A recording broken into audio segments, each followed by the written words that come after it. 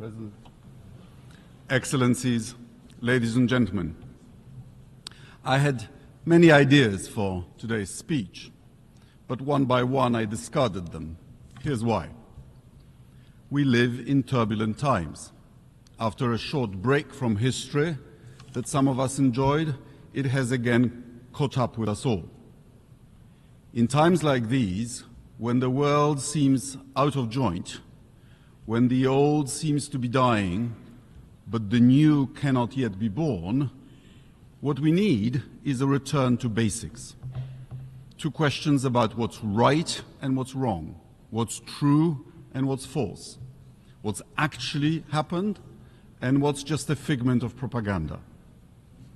Almost exactly 3 years ago, on March 2nd, 2022, nations of the world gathered here in a special session, faced with a straight question: whether to condemn, applaud, or ignore Russia's invasion of Ukraine.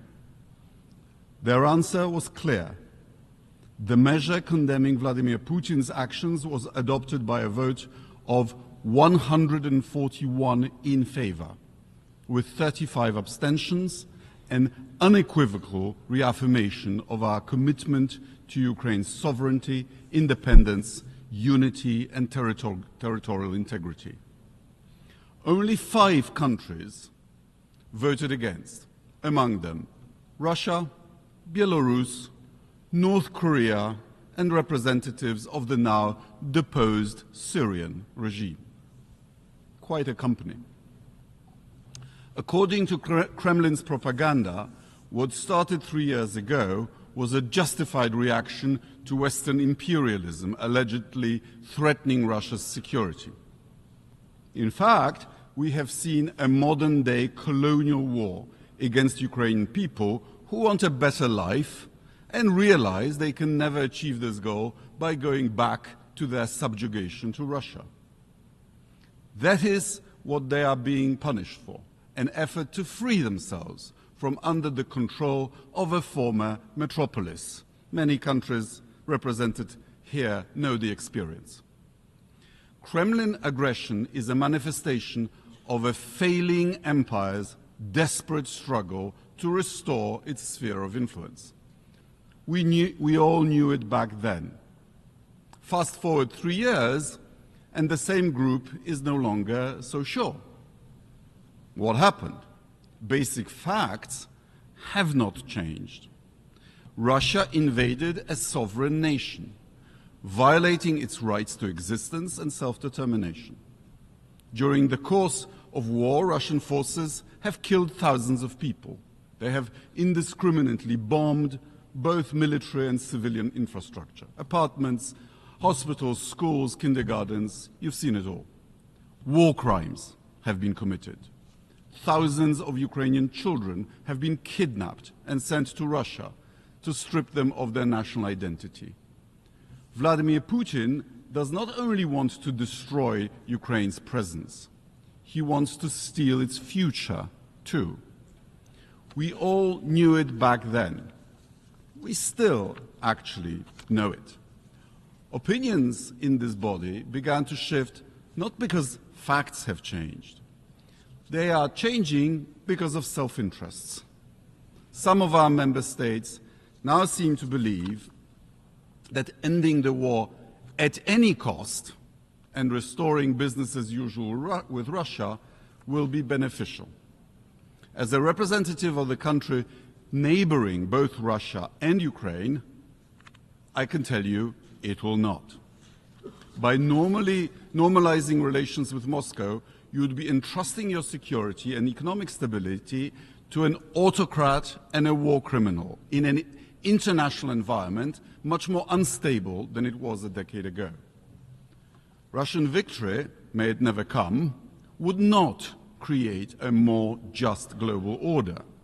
It wouldn't benefit countries dissatisfied with where things stand now. It wouldn't even bring about a more just and prosperous Russia. Suffice to say, there are now more political prisoners in Russia than there were in the 1980s when the Soviet Union invaded Afghanistan. there are many more casualties as well. Repercussions of an appeasement would also not be limited to Russia's immediate neighborhood. Kremlin's green men, well known from Donbass, are already present in African, Latin American and Asian countries operating under different names. Let Putin win in Ukraine, and their activities will only intensify. Moscow's disruptive actions in Africa echo its actions in Europe, undermining stability, supporting illiberal regimes, discrediting the West. Thousands of mercenaries from the so-called Wagner Group, now charmingly renamed Afrika Korps, are employed by local warlords and rewarded with access to precious metals and mineral mines, stripping Africa yet again of its wealth. If Ukraine is abandoned today, who will be next? Another country in Eastern Europe?